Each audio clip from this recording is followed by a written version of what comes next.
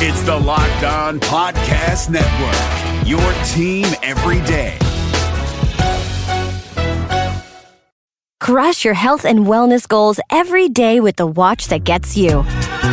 Introducing the new Samsung Galaxy Watch 4. Stylish design packed with new health and wellness features, including body composition analysis, advanced sleep tracking, SpO2, auto workout tracking, and more. Empower yourself with healthy living. Choose the new Galaxy Watch 4. Click or tap the banner now to learn more.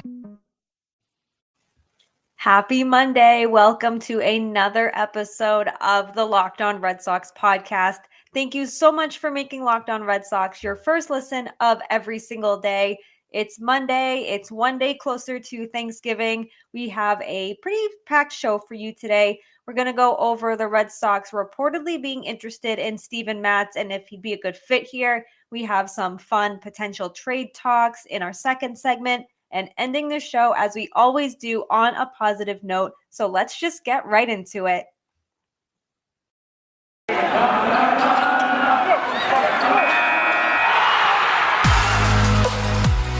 You are Locked On Red Sox, your daily Boston Red Sox podcast. Part of the Locked On Podcast Network, your team every day.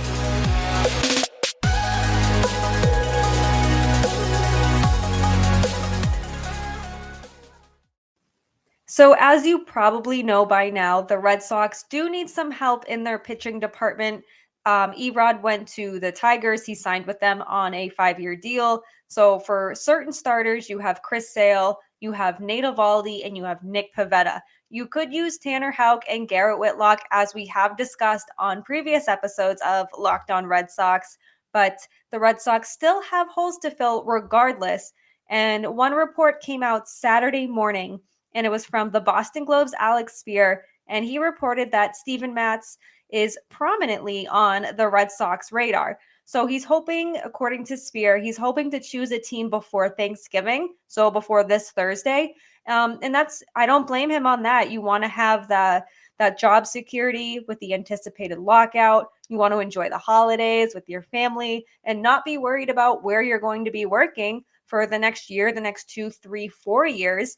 And I do think that he'd be a nice fit in the Boston rotation. He's a left-handed pitcher, so he takes over that role that Erod left behind, and he can also eat innings. We've discussed this before on, I believe it was Thursday's episode, how the Red Sox and what they'll miss in Erod more so than the durability is the ability to eat over 150 innings. Steven Matz pitched 150 and 2/3 innings in 2021, and he also had a career high 160 and 1/3 innings in 2019.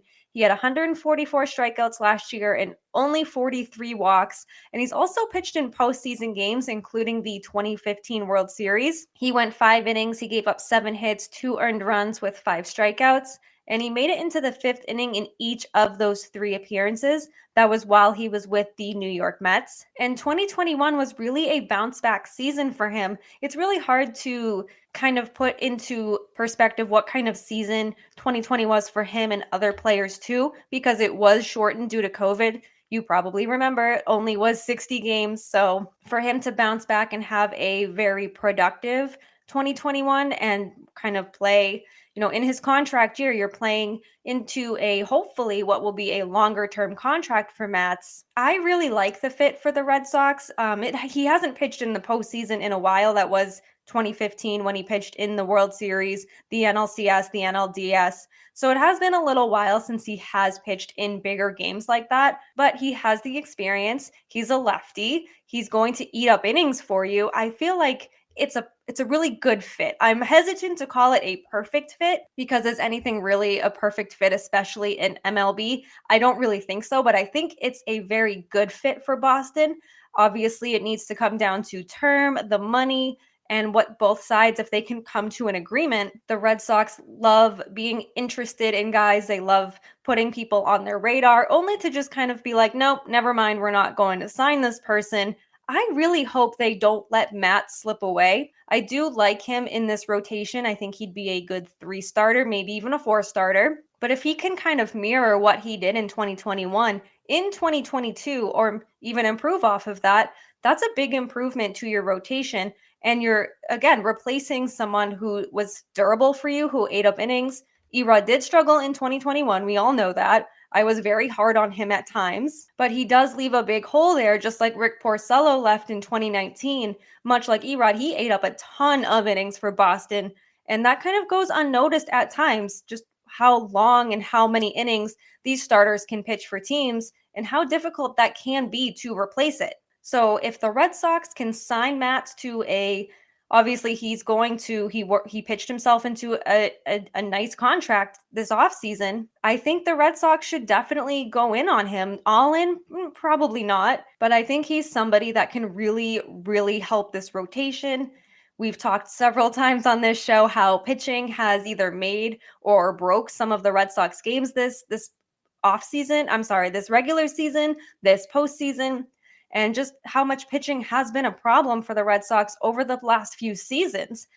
Mainly it was the bullpen, but last year it was just a merry-go-round of starters. Martin Perez was demoted, Garrett Richards was demoted. You're kind of like plug and play here, you're trial and error. And you can't be doing that in 2022 when you're trying to be super competitive. You're coming off a season where you went to the ALCS, 2 wins away from the World Series with the team that had no business being in the ALCS. And you need to be able to come back in 2022 with a roster that's going to be fun, that's going to put fans in seats, that's going to make fans want to tune in. And if the Red Sox just kind of stand pat this season and just kind of sit back and relax and don't really upgrade their pitching, there's going to be a lot of angry fans. People aren't going to want to tune in. They're not going to want to watch people like a Martin Perez or a Garrett Richards pitch. That obviously will not be the Red Sox problem going into 2022 unless they re-sign either of those guys. Don't think they will, but that's another conversation for another day.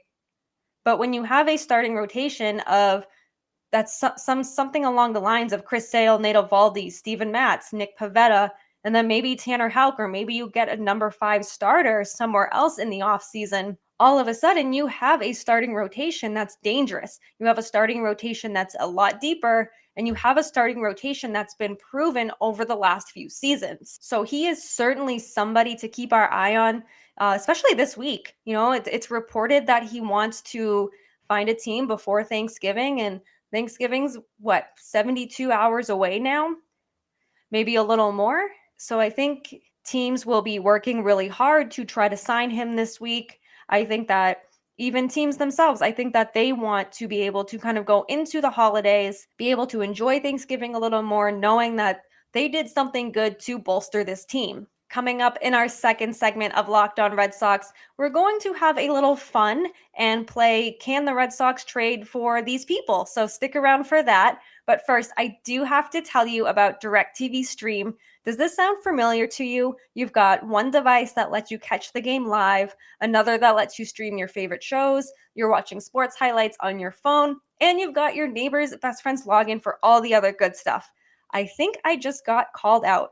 But I want to tell you about a simple way to get all that entertainment you love without the hassle, and a great way to finally get your TV together. It's called DirecTV Stream, and it brings your live TV and on-demand favorites together like never before, so you can watch your favorite sports, movies, and shows all in one place. That means no more juggling remotes, no need to buy another device ever again. And here's the best part, there's no annual contract. So get rid of the clutter, get rid of the confusion, and get your TV together with DirecTV Stream. You can learn more at directtv.com. That's directtv.com. Compatible device required. Content varies by package. David Harrison here, the Locked On Washington Football Team podcast, celebrating with you a 21 grain salute to a less boring sandwich thanks to Dave's Killer Bread. I don't know about you guys, but when I eat pizza, I eat it for the toppings, not the crust. And when I eat a sandwich, it's for what's inside the bread, not for the bread. But when I throw a sandwich on 21 whole grains and seeds, thin sliced bread from Dave's Killer Bread, it is the epitome of addition By subtraction, that thin sliced bread lets me focus on what's inside the sandwich, but also adds to the sandwich with killer taste, killer texture, killer nutrition, a subtle sweetness, and a seed-coated crust. Dave's Killer Bread is America's #1 organic bread for a reason. It tastes so stinking good. Dave's Killer Bread is made with the highest quality organic and non-GMO ingredients and is power-packed with whole grains, fiber, and protein. Visit daveskillerbread.com to learn more and look for Dave's Killer Bread in the bread aisle of your local grocery store. Welcome back to the Locked On Red Sox podcast. Thank you so much for making Locked On Red Sox your first listen of every day. I'm not here without you, so I certainly appreciate you. Let's have some Red Sox trade fun, shall we? So I have two players that I would love, or I think the Red Sox would be smart to trade for. Now, I don't think one of them will get traded to the Red Sox. I think that's just kind of a far off distant dream and kind of one of those, a girl can dream, right? But one of them might be something the Red Sox should consider. So my first one is Ketel Marte from the Arizona Diamondbacks. He's an infielder. He's played second. He's played short, but he can also play the outfield. Now, the Diamondbacks, the poor Diamondbacks, just suffered 110 losses. They were 55 games back in the NL West. So they really shouldn't rule anything out this offseason, honestly. But Ketel Marte is an all-star. He's in his prime, and he also has a very team-friendly contract. And he's probably one of the most valuable trade chips in all of baseball, not just with the Diamondbacks, but because of his value, because he's so valuable, that will probably keep the Red Sox away from him. But as Ketel Marte, the player, goes, he's like a perfect fit here for the Red Sox. So he's 28. He's coming off a 2021 season where he batted .318. He had 14 home runs, 50 RBI, and he's only 2 years removed from hitting .329 with 32 homers, 92 RBI in 144 games, where he finished fourth in NL MVP voting. On top of all of that, he can play the three positions: second, short, the outfield, primarily center field. That's where he's played. And the Red Sox, listen, we've talked about maybe moving Xander Bogaerts over. Ketel Marte could play shortstop, or maybe he could play second, moves and keep Xander at short, maybe move Xander to third. Who knows? You could even move Bobby Delbeck to third if you keep Xander at short and have Ketel Marte play second. A lot of options here that he could provide you should the Red Sox trade for him. And of course, his contract, like I said, it's team friendly. It's super team friendly. He's under control for 3 more seasons, roughly around $30 million. So it's really not too bad, especially that you have him under control through his prime. Again, I don't think this is going to be something the Red Sox will do. I think because if the Diamondbacks do want to just kind of blow it up, trade away an all-star, someone who's in their prime, who's got a very sexy contract, I think it's going to start a bidding war. I think the Red Sox will want to stay away from that. But hey, like I said, a girl can dream, right? I think that would be a lot of fun. I think he'd be a good fit, and he would get him out of the poor Arizona Diamondbacks organization. They were so bad last year, but maybe he'll go to another contender. Maybe he'll go to the Red Sox. Anything can happen. We've seen crazy things happen, but I don't think it will. It's just something fun to think about. And the second person I have on my Red Sox trade fun list or fun trade list is Garrett Cooper. He's a first baseman outfielder for the Miami Marlins. He's not a very recognizable name, but that's probably because he spent the last 4 seasons in Miami. The Marlins just are not a very good team, but just because the Marlins are a bad team does not mean Garrett Cooper is a bad ball player. In fact, he's quite the opposite. He has experience in the corner outfield and at first base, and he potentially could be a DH in the long run. So again, like Marte, he's going to provide the Red Sox with some versatility there, a couple of options here and there as well. I think that as we get deeper and deeper into MLB seasons like 2022, 2032, 2042, we're going to be seeing a lot of players who can play a ton of positions. We're going to see a lot of Brock Holtz where you can play several different positions and be more valuable to a team than just say somebody who can only play third base, who can only play the outfield. So I think that's kind of direction where MLB is going. And Garrett Cooper and Ketel Marte certainly are good examples of this, where they can take their talent and they can provide it to other parts of the diamond here. Now, his numbers certainly don't pop out at you at all. He did have 9 home runs and 33 RBI in 250 plate appearances in 2021 for Miami. So while they're not super attractive and you're not like, wow, this guy's going to be in the running for a batting title, he's going to provide a lot of versatility for the Red Sox. And he's also under club control for another 2 years. He fits Boston's need for a first baseman just for a little bit longer until Tristan Casas is ready. And again, he could be a DH in 2023 should JD Martinez decide to not re-sign with the Red Sox after the 2022 season. His contract does come to an end. There's no more opt-outs, opt-ins. His contract does expire, so he would have to re-sign with the Red Sox. Obviously, we have no idea if that's going to happen. He could have a phenomenal year and get paid big money elsewhere. He could want to stay in Boston. A lot could happen surrounding JD Martinez, but those questions will not be answered until 2022. So those are just two names. Again, I don't foresee the Red Sox trading for either one of them. If they were, though, I do think Garrett Cooper is the more realistic option. But just having some fun here. It's always fun to kind of see how somebody would fit within the Red Sox organization. So if you think of anybody else, please let me know in the comments. I'd love to hear what kind of player or who's maybe on your radar in this offseason or maybe into the season for the trade deadline for the Red Sox. Let me know. Coming up in our third and final segment of this Locked On Red Sox podcast, I will end the show, as always, on a positive note. But first, I need to tell you about Built Bar. You know me by now. I absolutely love Built Bar. My all-time favorite protein bar. It's perfect for just a snack when I get home from work, a snack before I go to the gym. And the best part, Thanksgiving's coming up, my favorite holiday. I love Thanksgiving. You have all the good food, the good treats, and there's so many of them. But maybe you want something yummy that isn't so packed with calories and sugar. So it's the perfect time for Built Bars. They're low calorie, they're low carb, they're low fat, they're high in protein, and some of them are covered in 100% real chocolate. Share some at your family gatherings. Maybe it'll make things a little less awkward. And we also have new surprises all month. There's limited time flavors arriving at Built.com regularly, so go check out the site often. There's also nothing like a Built Bar Black Friday, so mark your calendars because Black Friday will be a huge event with all sorts of surprises. Go to Built.com right now, use promo code LOCKED15, and you'll get 15% off your order. That's promo code LOCKED15 for 15% off at Built.com. This episode is brought to you by Whole Foods. Think Whole Foods Market for lunch and dinner, because getting your freshly prepared favorites is easier than ever. You can order for delivery or in-store pickup with the Whole Foods Market app. Get hot soups, sandwiches, melty pizza with your favorite toppings, even sushi. Hungry yet? Just download the Whole Foods Market app, go to the Order tab, and place your order now. Available on iOS only, in select stores only.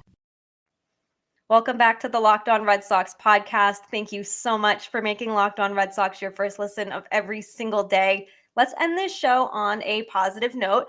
And I want to talk a little bit about Marcus Stroman. So he is riling up fan bases in a good way, left and right. He tweeted on Sunday morning or Saturday night that the Cubs, Astros, Red Sox, Padres, and Giants fans are all super active and that he loves feeling the love. And it's been a lot of fun because he's definitely one of those pitchers who is very active on Twitter. He interacts with the fans. He speaks his mind. He's not afraid to call people out. He's also a big advocate for mental health. So he's always on Twitter. He's trying to use his platform in a positive manner. But I like this idea of him kind of interacting with other fans on fan bases, the Cardinals fans as well. He said we're flooding his mentions. And the Cardinals need some pitching. The Red Sox need pitching. The Astros, they signed Justin Verlander. They re-signed him. So they could they still certainly could use a Marcus Stroman. So it's just been kind of fun to see him kind of call out the fan bases who he notices are giving him a lot of love, kind of telling him, hey, come to our team. We want you here. And I do think that certainly would play a role in where he ultimately decides to go. I'm sure he'll have several offers. And maybe he won't take the most money. Maybe he won't take the longest years. Maybe he'll look on Twitter and be like, hey, this fan base is the one who really wants me. I would enjoy playing there. I'm going to go here. I also think he's going to be the one to announce where he's going. I think more players should do that. I think players should just hop on their Twitter and be like, here's where I'm signing. I know J.J. Watt in the NFL did that when he left the Houston Texans and signed with the Arizona Cardinals. And I just think that's fun. It kind of gives the players that connection to the fans right away. It's also a bit unexpected. A lot of people in baseball, they go to Ken Rosenthal, they go to Jeff Passan, Mark Feinstein. But I do think Marcus Stroman eventually will be the one to break where he's going. I wouldn't mind him on the Red Sox. I haven't done too much of a deep dive of just how good a fit he would be. But it's fun to see athletes just kind of take to Twitter and be human. I think oftentimes that fans forget they are human beings as well. And one more quick thing, there's only 130 days till opening day, so we're getting closer and closer. One more month until just 100 days, so we are getting closer to the 2022 season. But that will do it for today's episode of the Locked On Red Sox podcast. Thank you once again for making Locked On Red Sox your first listen of every single day. Be sure to follow me on Twitter at, there it is, I can't point to it, at Lauren, 3 Laws, Lauren with 4 R's. Find me on the Locked On Red Sox Twitter account as well, LO_Red Sox. Be sure to rate, review, and subscribe to Locked On Red Sox. When you do subscribe, you never miss an episode, no matter what time it drops. And be sure to check out all the other Locked On shows across our network. Locked On Yankees, Locked On A's, Locked On Blue Jays, Locked On Rockies. Everyone is doing an incredible job. Go check them out. And now that you have made Locked On Red Sox your first listen of today, head on over to Locked On Bets to make it your second listen of the day. Locked On Bets is your daily one-stop shop for all of your gambling needs. It's hosted by your boy Q with expert analysis and insight from Lee Sterling. Have a great day. We'll see you Tuesday.